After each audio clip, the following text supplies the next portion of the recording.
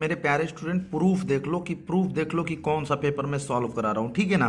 तो ये गणित का पेपर है और बढ़िया से देख लो, पूरा वीडियो को अंत तक देखना। ये देख रहे हो ना, पूरा पेपर को सॉल्व कराऊंगा बाबू, पूरा ध्यान से देखना। और चैनल पे नए होंगे तो चैनल को सब्सक्राइब कर लीजिएगा, ताकि मैं पूरा इस क्वेश्चन को कराऊं और पूरा आज नहीं, पूरा फरवरी तक मैं ऐसे ही क्वेश्चन को लेकर आऊँगा। तो वीडियो को पूरा अंत तक बने रहिएगा और देख लीजिए, एकदम सेम टू सेम बाबू ऐसे ही क्वेश्चन को कराऊंगा। बहुत सारे क्वेश्चन हैं जो कि इसमें मैं कराने वाला हूं, तो वीडियो को पूरा अंत तक देखिएगा। और चलिए वीडियो को स्टार्ट करते हैं और आते हैं व्हाइट बोर्ड पर, ठीक है ना। इस वीडियो को स्टार्ट करते हैं, ठीक है ना। और मैं सबसे पहले पेपर को पढ़ लेता हूं। सबसे पहले मैं क्या करूंगा, पेपर को पढ़ दूंगा। और दूसरी बात कि पेपर को तो मैं पढ़ूंगा, ठीक है, और इसमें तो आपको दिखेगा नहीं, तो आप साइड से पेपर को देख लेना, ठीक है ना। साइड से पेपर को देख लेना, मैं साइड में लगा दूंगा, ठीक है। कह रहा है ना कि देखिए समय दिया है 3 घंटा 15 मिनट, आपको भी समय मिलेगा 3 घंटा 15 मिनट, इसमें कोई दिक्कत नहीं है। कह रहा है दूसरा नंबर पे, इधर आप देखते रहना स्क्रीन पे, दूसरा नंबर को कह रहे हैं ना कि खंड क में 20 अंक के 20 बहुविकल्पीय प्रश्न होंगे। एक खंड होगा ना, उसमें आपको बहुविकल्पी देगा। फिर कह रहा है कि दूसरे खंड में 50 अंक का वर्णनात्मक प्रश्न होंगे, ठीक है ना। इस तरह से कह रहा है। और आपको पेपर पढ़ने के लिए 3 घंटा, वो जो 15 मिनट होता है ना, वो 15 मिनट आपको समय रहता है वो पेपर पढ़ने का, ठीक है ना। कह रहा है कि दूसरा खंड हो गया, इस खंड में कुल 5 प्रश्न हैं, सब मिला के 5 प्रश्न होगा। ओके बाबू। अब देखो, फिर कह रहा है कि प्रत्येक प्रश्न के प्रारंभ में स्पष्ट लिख दिया जाता है कि उसके कितने खंड करने हैं। कह रहा है कि सवाल जो पहला मान लीजिए क्वेश्चन आपको दिया है ना, तो उसमें आगे लिख देगा कि आपको को प्रश्न को करना है। अभी ना कि दे देगा 5 गो प्रश्न, कहेगा केवल 4 करना है, बउआ के 5 कर दिए तो बउआ के आंसर वो मिलेगा तुमको, ठीक है ना। इसलिए ध्यान से देख लो, ठीक है ना। फिर कह रहा 7 नंबर कि प्रश्नों के अंक उनके सम्मुख आगे दिए रहेंगे। जैसे पेपर ये देख रहे होगे, इस पेपर में आपको सामने अंक भी लिखा, तो सबसे लास्ट में ना अंक लिखा रहेगा कि कितने अंक का कौन सा है प्रश्न, ठीक है बाबू। तो खंड क हम लोग पहला स्टार्ट करते हैं। खंड क में पहले ही दिया है ना बाबू, आपको मैं बता दूं कि खंड क हम लोग स्टार्ट कर रहे हैं। और खंड क में इस पहले क्वेश्चन में मैं आपको बता दूं कि बहुविकल्पी है। और पहला प्रश्न आप देखिएगा सामने, कह रहा है कि निम्न में परिमेय संख्या बताइए। निम्न में परिमेय संख्या बताइए, तो आपका अ एक है, फिर क्या है, ब है, अ और ब करके दे दिया है। अलग अलग सेट रहता है ना, तो ऐसा ही अलग अलग देता रहता है, तो उसमें आपको घबराना नहीं है, ठीक है स्टूडेंट। देखिएगा, पहला में आपको क्या दे दिया है, 3 दे दिया है।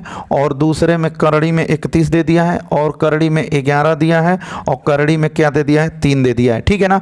और आपसे पूछा है ना कि इसमें परिमेय कौन होगा, परिमेय संख्या पूछा है बाबू। परिमेय संख्या ध्यान से देखना, पेपर में आपको तो दिख ही रहा होगा क्वेश्चन कि कैसे है, ठीक है ना।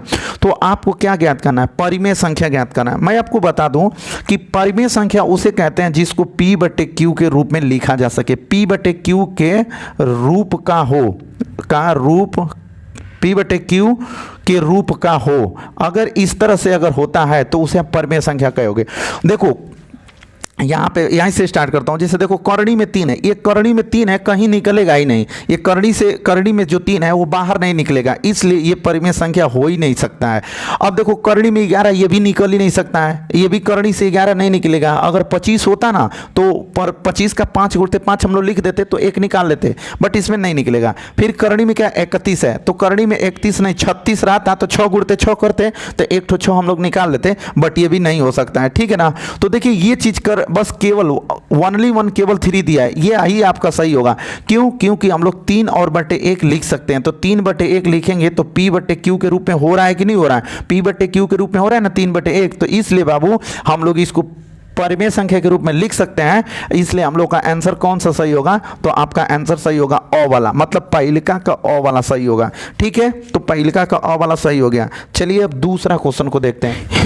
स्क्रीन पे आपको क्वेश्चन दिख रहा होगा, 2 नंबर क्वेश्चन कह रहा है कि यदि द्विघात समीकरण, सामने दिख रहा होगा ना आपको, यदि द्विघात समीकरण 2x², देखो वो कह रहा है कि यदि द्विघात समीकरण 2x² + kx + 3 = 0 बराबर, यहाँ पे क्या दे दिया है, 0 दे दिया है। कि मूल बराबर हो तो k का मान ज्ञात कीजिए। जब मूल बराबर होते हैं, जब मैं बाबू बताया था आप लोगों को कि जब मूल बराबर होता है, यहां लिख लो कि जब जब मूल बराबर है, मूल क्या है बराबर, तो जब कह देगा कि मूल बराबर होगा तो आपका उस समय बी स्क्वायर बराबर 4ac हो जाता है।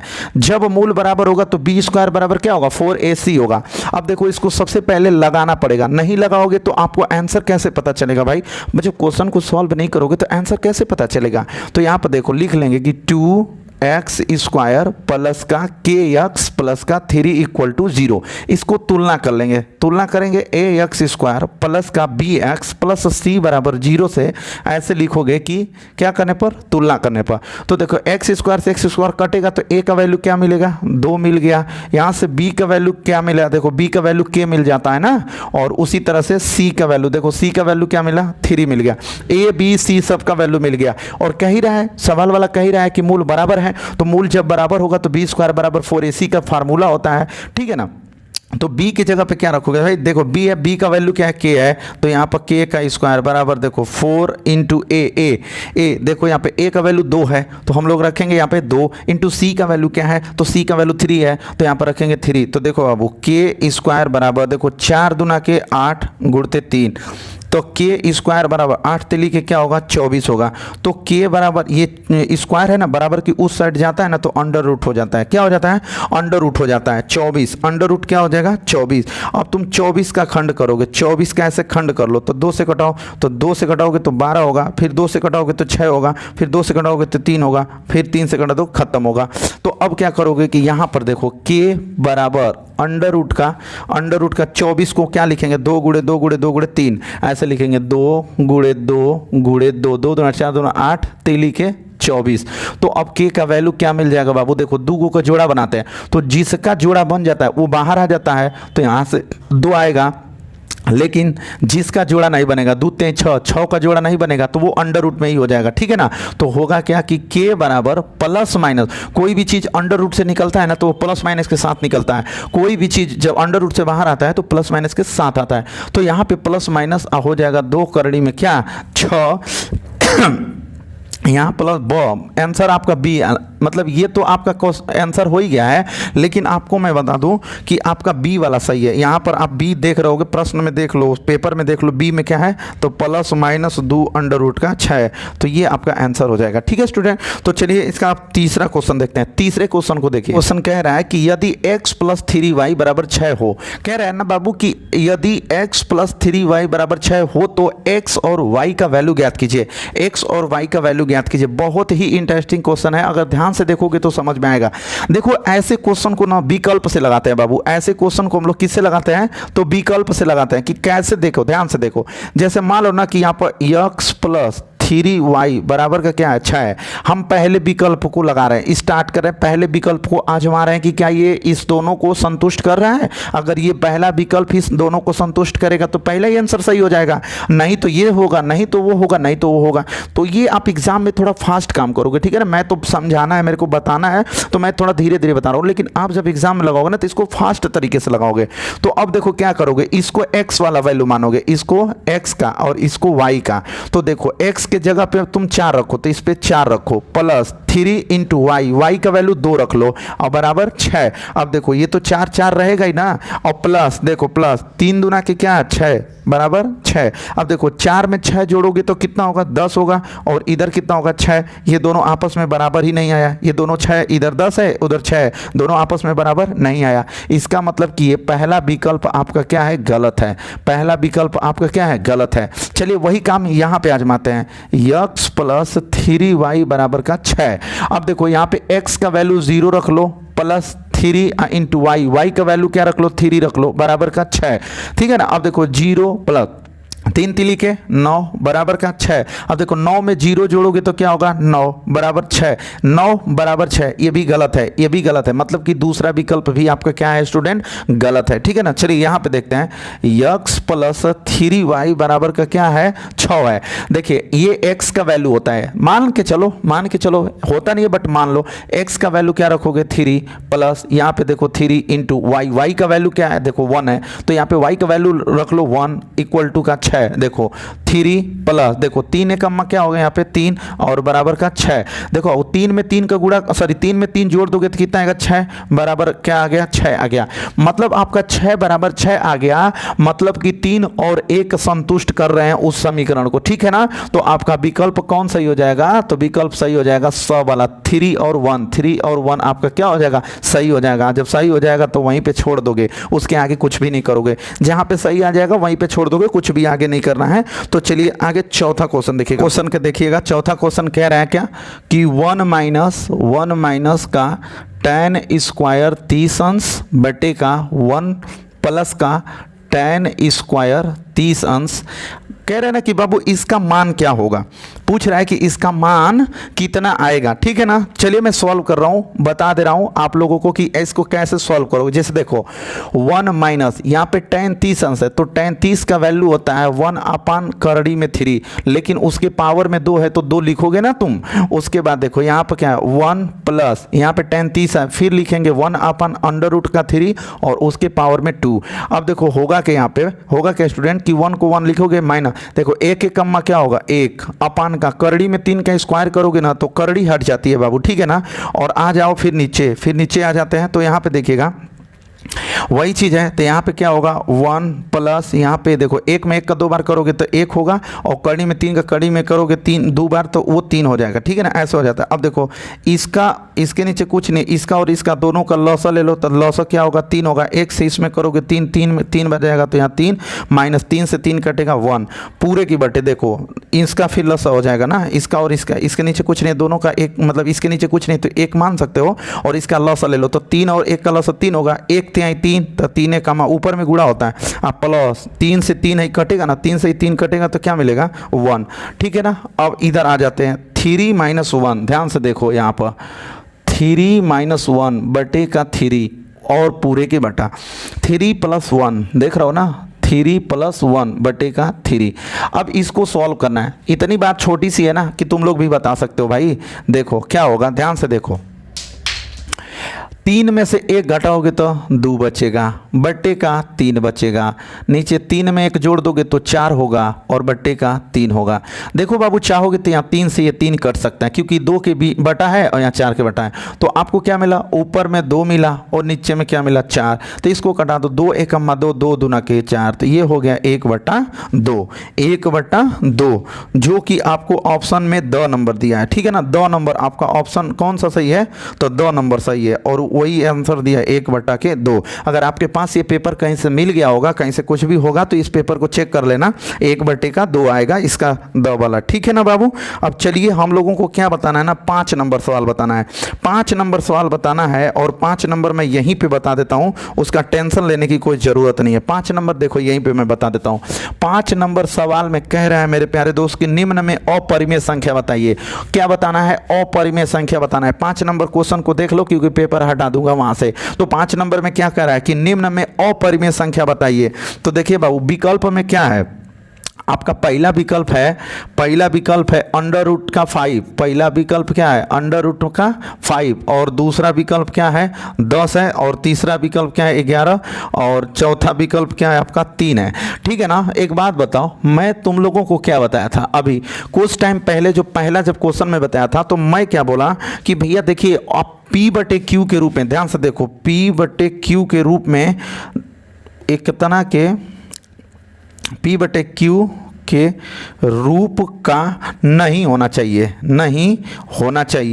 अगर P/Q के रूप का है तब तो वो परिमेय संख्या हो जाता है ना। जब P/Q के रूप में जो होगा वो तो परिमेय संख्या हो जाएगा, और हम लोगों को बताना है अपरिमेय संख्या, तो अपरिमेय संख्या का मतलब P/Q के रूप का नहीं होना चाहिए। तो देखो बाबू ये भी P/Q के रूप में हो जाएगा, इसलिए ये परिमेय संख्या अपरिमेय संख्या नहीं है। ये भी 11 है ना, 11/1 करोगे तो ये भी परिमेय संख्या हो जाएगा, 10/1 करोगे ये भी परिमेय संख्या हो जाएगा। लेकिन बाबू इसको कितना भी कोशिश कर लोगे कि परिमेय संख्या हो जाए, नहीं होगा। यही है क्या अपरिमेय संख्या, यही है क्या अपरिमेय संख्या।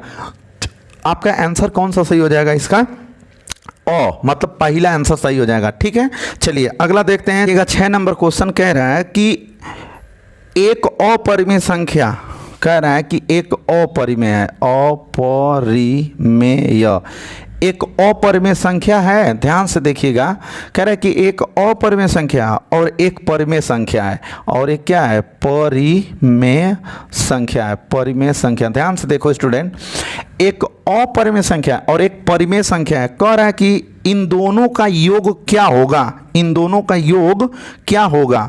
एक परिमेय संख्या रहेगा और एक अपरिमेय संख्या रहेगा। मतलब एक अपरिमेय का मतलब करड़ी में मान लो कि 5 रहेगा, अब आप वही परिमेय संख्या का मतलब मान लो 2 रहेगा। इन दोनों का जो योग होगा वो हमेशा, मतलब करड़ी में 5 प्लस 2, इन दोनों का योग हमेशा बाबू अपरिमेय आएगा, अपरिमेय आएगा। ध्यान से देखना, इस बात को ध्यान से समझ लेना, क्योंकि ये बहुत इंपॉर्टेंट बात है और 1 नंबर का है। अगर गड़बड़ा गया ना तो बाबू 1 नंबर चल जाएगा।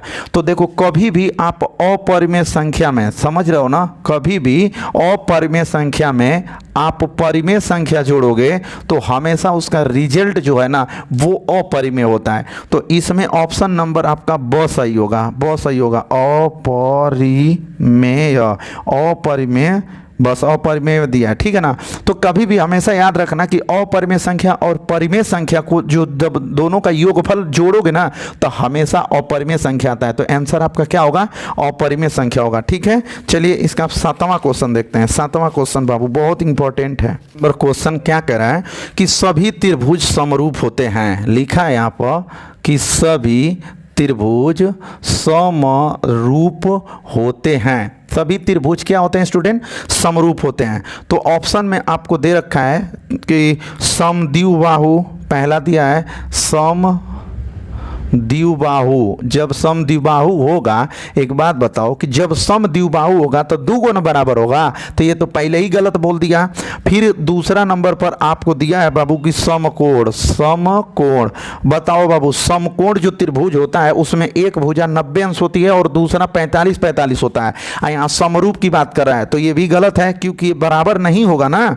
देखो सर्वांगसम, सर्वांगसम का मतलब देखो क्या होता है, यहाँ पे दिया है सर्वांगसम। सर्वांगसम का मतलब होता है ना कि एक त्रिभुज में कोई 2 चीज बराबर होना चाहिए।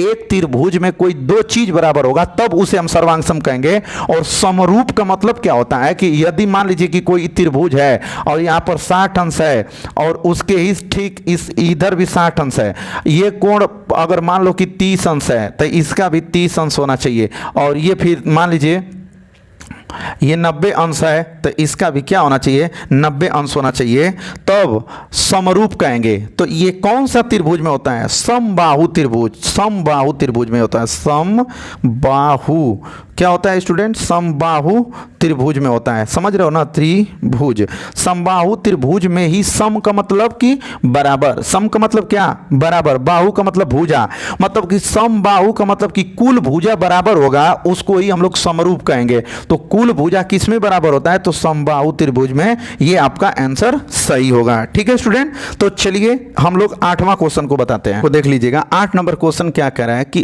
कह रहा है ना कि साइन 48 अंश, साइन कितना अंश, 48 अंश, माइनस कॉस, ये माइनस है, माइनस कॉस 42 अंश का मान ज्ञात करना है। मतलब इसको लगाना है कि साइन 48 अंश माइनस कॉस 42 अंश, इसका मान ज्ञात करना है, ठीक है। कैसे लगाएंगे, देखो बहुत आसान है। लिखेंगे क्या, हल, त्रिकोणमिति पढ़े होगे आप लोग, तो यहाँ पर एक बार सवाल को लिख लो, साइन 48 अंश माइनस का कॉस 42 अंश। देखिएगा इस साइन को ऐसे ही रहने दीजिए, साइन 48 अंश माइनस, देखिए इसको आप चेंज कर दो, कॉस, देखो 42 में 48 जोड़ोगे ना तो 90 होगा, पक्का है कि 90 होगा। तो 90 अंश में से अगर हम इस वाले को माइनस करेंगे 48 अंश को, तो बताइए 90 में से 48 को जब माइनस करेंगे तो 42 आएगा ना, कोई मान में परिवर्तन तो नहीं होगा ना, नहीं होगा भाई। अब देखो साइन यहाँ पे 48 अंश माइनस, देखो काश 90 से बदल जाएगा, काश 90 से क्या हो जाएगा, साइन हो जाएगा। काश 90 से क्या हो जाता है स्टूडेंट, साइन हो जाता है, और ये जो थीटा की जगह पे 48 है वो 48 अंश आ जाता है। काश 90 में से कुछ भी माइनस करोगे तो पहले चतुर्थांश में जाओगे, और पहले चतुर्थांश में काश प्लस होता है, तो यहाँ साइन भी प्लस होगा। अब देखो साइन 48 प्लस में है यहाँ पर, और ये साइन 48 माइनस में है यहाँ पर, तो कट के सब मिला के आंसर क्या आएगा, 0 आएगा। आंसर क्या आ जाएगा, 0 आ जाएगा। तो इसका आंसर आपका द है, द नंबर सही है, द नंबर आपका, इसका विकल्प का द नंबर क्या है, सही है। चलिए 9 नंबर की संख्याओं, उसमें भी देख सकते हो 9 नंबर संख्याओं, कह रहा है ना कि संख्याओं 616 और संख्याओं 616 और 32 का HCF ज्ञात कीजिए। 616 और 32 का HCF बहुत आसान है, एकदम हंसते खेलते लगा दोगे। देखो कैसे लगाओगे, लिखोगे सबसे पहले हल, फिर देखो लिखोगे 616 बराबर और फिर यहाँ लिखोगे 32 बराबर। अब देखो बाबू 616 का कहीं गुणनखंड कर लोगे, अभाज्य गुणनखंड, 616 का अभाज्य गुणनखंड करोगे, ऐसे 2 से घटाओगे तो 2 तिहाई 6 होगा, ये नहीं कटेगा, 0 होगा, 2 8 16 हो जाएगा ऐसे। फिर 2 से घटाओगे तो 2 1 2, 2 5 10, 2 चौको 8, फिर 2 से कटाओगे 2 7 14, 2 7 14, फिर 11 से कटा दो 11 77, चाहे 7 से कटा दो, क्या दिक्कत है, 7 से कटा दो तो 7 से कटाओगे 11 बार में कटेगा, 11 से कटा दोगे खत्म हो जाएगा, ठीक है ना। तो अब क्या करोगे कि यहाँ पे लिखोगे इसको 2 गुणते इस वाले को लिखोगे 2 गुणते इस वाले को लिखोगे 2 गुणते इस वाले को लिखोगे 7 गुणते 11, लिख लिए। अब यह 32 का कर लो, 32 का, तो यहाँ पे 32 का कर लो तो 2 से कटा दो तो 2 1 2 और 2 6 12, ठीक है ना। फिर 2 से कटा दो 2 8 16, फिर 2 से कटा दो 2 चौको 8, फिर 2 से कटा दो 2 2 4, 2 से कटा दो खत्म हो जाएगा। ओके, अब देखो यहाँ पे करना क्या है कि जैसे इसको तुम यहाँ लिखा है ना बाबू, इसको आप वहाँ लिखोगे, क्या ऐसे लिखोगे 2 गुणते 2 गुणते 2 गुणते 2 और गुणते 2। अब आपको ऐसे कर लेना है, ठीक है ना, ऐसे कर लेना है। आपको क्या ज्ञात करना है, HCF ज्ञात करना है, तो यहाँ पे लिखोगे HCF, एकदम आसान तरीका से, एकदम आसान तरीका से। अभाज्य गुणनखंड तो करने आता ही होगा, अभाज्य गुणनखंड कर लो। उसके बाद देखो HCF का एक नया ट्रिक लेके आया हूँ, ध्यान से देखो। देखो बाबू जो दोनों में मिलेगा ना उसको एक बार लिखेंगे, जो दोनों ऊपर और नीचे जो दोनों में मिलेगा उसको एक बार लिखेंगे। तो ऊपर नीचे मिला है 2, एक बार। देखो यहाँ पर मिल रहा है ना, इसको भी एक बार लिखेंगे, और यहाँ पर भी मिल रहा है ना उसको भी क्या लिखेंगे, एक बार। लेकिन जो नहीं मिलेगा उसको HCF में नहीं लिखते हैं, जो दोनों में नहीं मिलेगा उसको HCF में नहीं लिखेंगे। इधर भी नहीं मिल रहा है, इसको भी नहीं लिखेंगे, तो HCF आपका देखो 2 दूना 4, 4 दूना क्या 8 होगा। आपका HCF क्या हो जाएगा स्टूडेंट, 8 हो जाएगा। ये आंसर हो जाएगा आपका। तो इसमें विकल्प में आपका अ दिया है, मतलब पहला ही विकल्प है, पहला ही विकल्प 8 दे दिया है और वो सही है, ठीक है ना। देखिएगा एक क्वेश्चन है 9 के बाद 10 नंबर, चलिए 10 नंबर को बताता हूं। नंबर क्वेश्चन क्या कह रहा है कि चतुर्भुज के चारों कोणों का योग पूछ रहा है कि चतुर्भुज के चारों कोणों का जो योग होता है ना वो कितना होता है। चतुर्भुज के चारों कोणों का योग कितना होता है, तो मैं बता दूं स्टूडेंट कि चतुर्भुज के चारों कोणों का जो योग होता है ना, ध्यान से देखो, चतुर्भुज के चारों कोणों का योग जो होता है वो 360 अंश होता है। वो कितना होता है, 360 अंश होता है। और विकल्प में आपका ब नंबर दिया है, विकल्प में ब नंबर पे दे दिया 360, यही आपका सही है। क्योंकि जो चतुर्भुज में 4 को कोण होते हैं ना वो 90-90 का होते हैं, 90-90 का होता है। तो जब सभी चतुर्भुज, जैसे देखिए ये क्या है, चतुर्भुज है, मान लीजिए कि ये आपका क्या है स्टूडेंट, चतुर्भुज है, ठीक है ना। तो चतुर्भुज के चारों कोणों का मतलब ये चारों कोणों का जो योग, तो देखो ये भी 90 होगा, मान लो ये भी 90 हो गया, ये भी 90 हो गया, ये भी 90 हो गया। चतुर्भुज है ये, 4 को कोण होगा ही होगा। अब 90 90 18 180 90 90 180 180 से 80 जोड़ोगे तो कितना होगा, 360 हो जाएगा, ठीक है ना। तो चलिए 11 नंबर क्वेश्चन को देखते हैं बाबू। 11 नंबर क्वेश्चन को देखो क्या करा है। 11 नंबर कह रहा है कि समकोण त्रिभुज में, देखो समकोण त्रिभुज में कह रहा है कि जो सबसे बड़ी भुजा होती है, सबसे बड़ी भुजा होती है, ध्यान से देखो, बड़ी भुजा, सबसे क्या बाबू, बड़ी भुजा। तो एक बात बताओ, जो ये समकोण त्रिभुज होता है आप सभी को पता है, 10 में होंगे तो ये सबको पता है कि समकोण त्रिभुज है। तो बाबू समकोण त्रिभुज में सबसे जो बड़ी भुजा होती है, तो देखो इसको तो हम लोग लंब बोलते हैं, इसको क्या बोलते हैं, लंब, इसको क्या बोलते हैं, आधार, ये सभी लोगों को पता है। और इस वाले को हम लोग क्या कहते हैं, कर्ण कहते हैं, ठीक है ना। तो कह रहा है ना कि इसमें सब समकोण त्रिभुज में सबसे बड़ी भुजा का नाम बताइए, तो सबसे बड़ी भुजा कर्ण को ही कहते हैं हम लोग। समकोण त्रिभुज में सबसे बड़ी भुजा क्या होती है, कर्ण होती है। तो सबसे लिख देंगे, सबसे, यहाँ पर लिख देंगे सबसे बड़ी भुजा, इसमें क्या हो जाएगा, हम लोगों का आंसर कर्ण हो जाएगा। सबसे बड़ी भुजा क्या होगा स्टूडेंट, कर्ण हो जाएगा, ठीक है ना। चलिए 12 नंबर क्वेश्चन को देखते हैं। अब 12 नंबर क्वेश्चन को कह रहा है कि समीकरण x² + 4x, देखो समीकरण x² + 4x + 6 = 0 के मूलों का योगफल ज्ञात कीजिए, के मूलों का योग ज्ञात कीजिए। बहुत आसान है, कैसे लगेगा वीडियो को पूरा अंत तक देखिएगा। यहाँ पे देखो x square plus 4x plus 6 बराबर क्या है 0 है। इसको तुलना कर दो। सबसे पहले ए एक्स स्क्वायर प्लस का बी एक्स प्लस का सी ना, यहाँ पे प्लस का सी बराबर 0 से तुलना करने पर। तो अब देखो यहाँ पे ए कुछ नहीं है ना, यहाँ पे कुछ भी नहीं है ना, तो a का वैल्यू क्या होगा 1, यहाँ पे देखो b का वैल्यू क्या होगा 4 होगा और c का वैल्यू 6 मिल जाएगा। ओके, अब देखो बाबू हम लोगों का एक मूलों का जो इसके अल्फा और बीटा अगर मूल होंगे तो मूलों का योगफल अल्फा प्लस बीटा ना, मूलों का योगफल अल्फा प्लस बीटा बराबर सूत्र होता है माइनस बी बटे ए।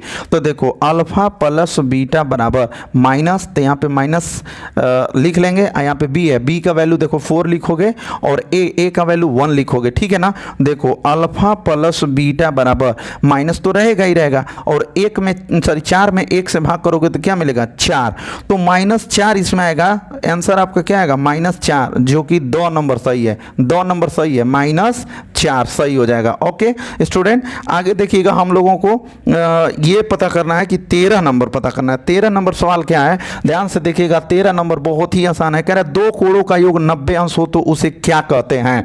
यहाँ पे लिखा है कि 2 कोणों का योग कितना है भाई 90 अंश है, तो उसे क्या कहते हैं, तो उसे क्या कहते हैं।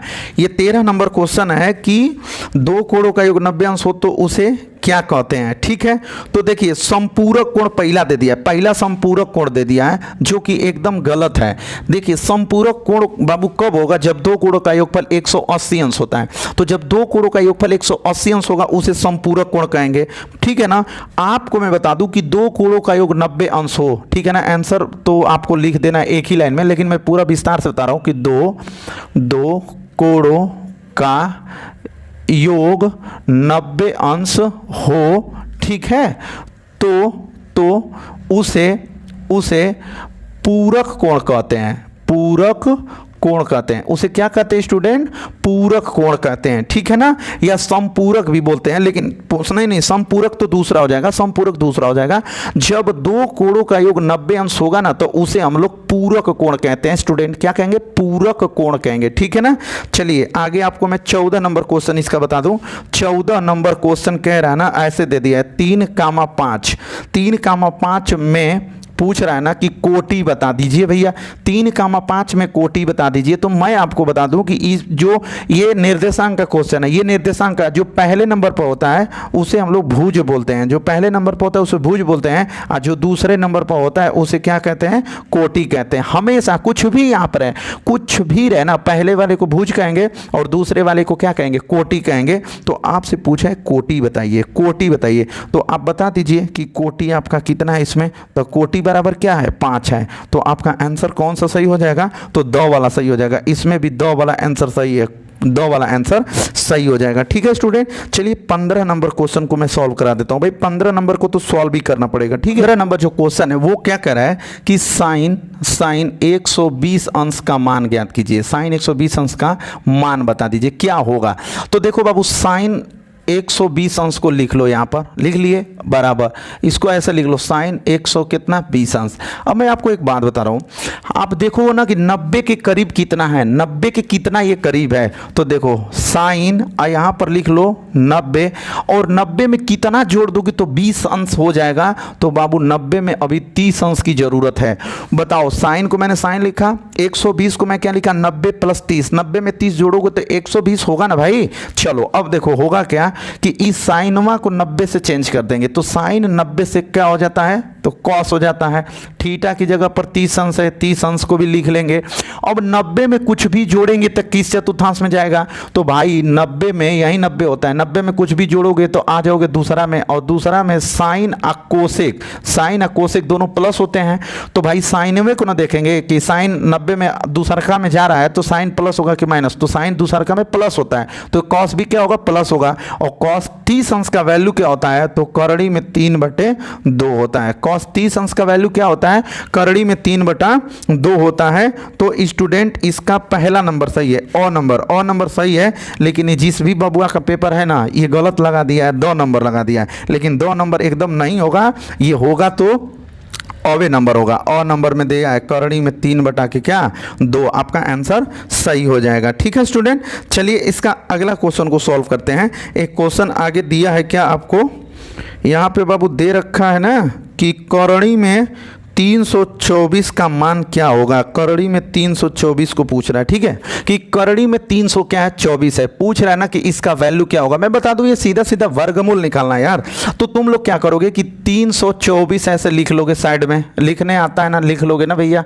अब उसके बाद इसको 2 से कटाओ, 2 से कटाओगे तो 2 1 2 होगा, 1 बचेगा, बगल वाले 2 छक्के 12, 2 दूना 4, फिर 2 से कटा दो, 2 8 16, 2 1 2। अब उसके बाद क्या करो, 3 से कटाओ, 3 दूना के 6, 2 बचेगा, 3 7 21, 3 9 27, 3 तिली के 9 और 3 से खत्म हो जाएगा। तो आप इसको क्या लिखोगे, ऐसे करके 324 लिख लोगे। यहाँ तक लिख लिए ना, ऐसे तो कर ही लोगे ना।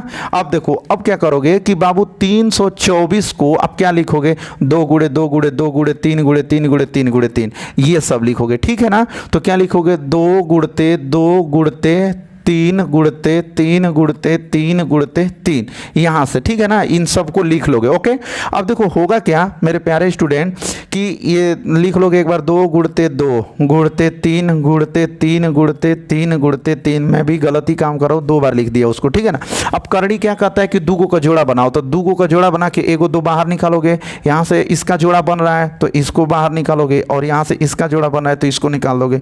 हो जाएगा 2 3 6, या फिर देखो 3 3 के 9, 9 दूना के 18। तो आपका आंसर क्या आ जाएगा, 18 आ जाएगा।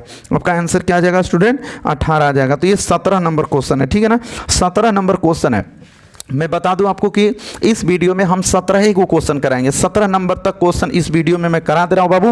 और इसका जो बाकी क्वेश्चन है ना, लघु उत्तरी विस्तृत हर एक जो भी है, इसका एक और वीडियो मैं बना दूंगा। और इसका आगे जो मैं वीडियो एक और बनाऊंगा ना, वो इस पूरा पेपर को सॉल्व कर दिया जाएगा। इस पूरे पेपर को अगले वीडियो में सॉल्व कर दिया जाएगा। तो चैनल पर नए होंगे तो चैनल को सब्सक्राइब करके बेल आइकन को प्रेस कर लीजिएगा, क्योंकि बोर्ड एग्जाम 2024 की पूरी तैयारी बाबू करा दूंगा। ठीक है, तो चलिए अगले वीडियो में हम लोग फिर मिलते हैं इसके अगले क्वेश्चन के साथ। तब तक के लिए